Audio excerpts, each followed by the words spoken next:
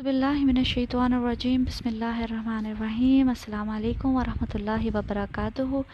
आज हम अल्लाह ताला के नाम लेकर शुरू करते हैं सूरह बकरा। सूरह बकरा मदनी सूरत है। इसका ज़्यादातर हिस्सा हिजरत के बाद नाजिल हुआ और हिजरत के बाद 1-1.5 साल में ही ज़्यादातर आयात नाजिल हो गई थीं। कुछ आयात ऐसी हैं जो हिजरत से पहले जैसे कि आखिरी कुछ चंद आयात हैं सूरह बकरा की, वो इसरा वल मेराज के मौके पर नाजिल हुई थी और हिजरत से पहले नाजिल हुई। हम कुरान को मदनी और मक्की सूरतों में इस हिजरत से पहले और हिजरत के बाद इस तरह से डिवाइड करते हैं, यानी कि जो हिजरत से पहले नाजिल हुई वो मक्की सूरतें हैं, उनकी लोकेशन इम्पोर्टेंट नहीं है। हो सकता है कुछ मुख्तलिफ लोकेशंस पे नाजिल हुई हों, लेकिन अगर हिजरत से पहले नाजिल हुई हैं तो वो मक्की कहलाएंगी, और अगर हिजरत के बाद नाजिल हुई हैं, चाहे वो मक्का में भी नाजिल हुई हैं, उनको मदनी ही कहा जाएगा। ज़्यादातर आयात सूरह बकरा की हिजरत के बाद 1 से 1.5 साल में नाजिल हो गई थी। कुछ ऐसी आयत हैं जैसे रिबा की आयत हैं, वो हुज़ूर पाक सल्लल्लाहु अलैहि वसल्लम की ज़िंदगी के आखिरी दौर में नाजिल हुई। सूरह बकरा में बहुत डिटेल में बनी इसराइल को डिस्कस किया गया है, यहूदियों से ख़िताब किया गया है, क्योंकि मक्का में ऑडियंस जो थी वो मुशरिकीन मक्का ही थे, लेकिन मदीना में आने के बाद यहाँ यहूदी आबाद थे। यहूदियों के 3 कबीले यहाँ पे आबाद थे, बनु कुरैदा, बनु कैनुका और बनु नज़ीर।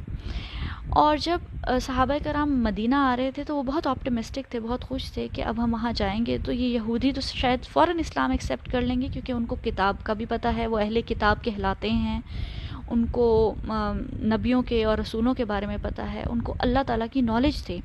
लेकिन ऐसा नहीं हुआ, और अल्लाह सुब्हानहू व तआला ने सूरह बकरा में बहुत डिटेल में यहूदियों की हिस्ट्री और उनका एटीट्यूड डिस्कस किया है, जो इस लिहाज से भी बहुत ज़रूरी है कि अभी हमने सूरह फातिहा में देखा है कि गैरिल मग़दूबि अलैहिम नबी पाक सल्लल्लाहु अलैहि वसल्लम ने हमें बताया कि यहूद थे।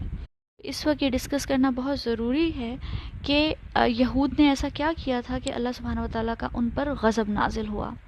एक और नई ऑडियंस जो हमें मदनी कुरान में मिलती है, हिजरत के बाद के कुरान में मिलती है, वो मुनाफिकीन है।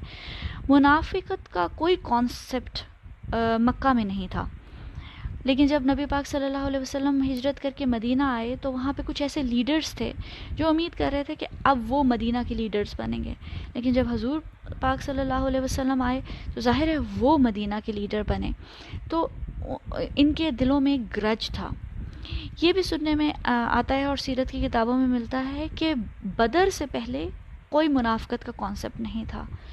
बहुत सारे मुशरिकीन भी मदीना में थे, उन्होंने इस्लाम एक्सेप्ट नहीं किया था, जो लीडर्स वगैरह थे, लेकिन जब उन्होंने बदर में देखा कि मुसलमान एक जंग जीत गए हैं और इतना माल गनीमत मिला है, तो उन्होंने बादल ना ख्वास्ता इस्लाम कबूल तो कर लिया, लेकिन वो दिल से हुज़ूर पाक सल्लल्लाहु अलैहि वसल्लम को अपना लीडर नहीं मानते थे और इस्लाम से नफ़रत करते थे।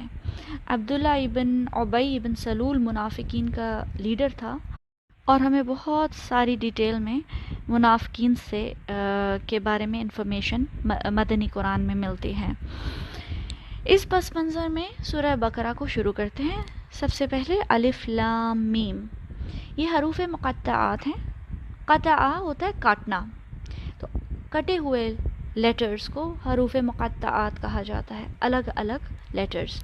और ये सब जानते हैं कि इसका मतलब अल्लाह सुब्हानहू व तआला के सिवा कोई किसी को मालूम नहीं है, ये अल्लाह सुब्हानहू व तआला के और कुरान के राज़ों में से एक राज है। लेकिन एक बात हम बहुत अच्छी तरह से जानते हैं कि ये अल्लाह ताला की किताब है और ये पूरी की पूरी हिदायत है, और इसमें कोई भी आयत बेमकसद नहीं हो सकती। जब हम कुरान में हिदायत की तरफ आते हैं तो अलिफ लाम मीम का एक बहुत अहम नफ्सियाती फ़ायदा है, एक साइकोलॉजिकल बेनिफिट है।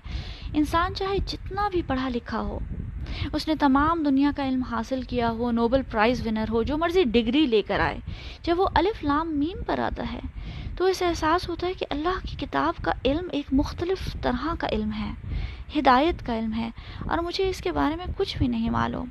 अलिफ लाम मीम इंसान का कुरान की तरफ रवैया एडजस्ट करता है, आपके अंदर इंटेलेक्चुअल ह्यूमिलिटी पैदा करता है, आपके इल्म को आजिज़ कर देता है कि तुम जितना भी इल्म ले आओ, अब तुम جب قرآن کا علم سیکھنے لگے ہو تو تمہیں اس کی الف بھی نہیں معلوم.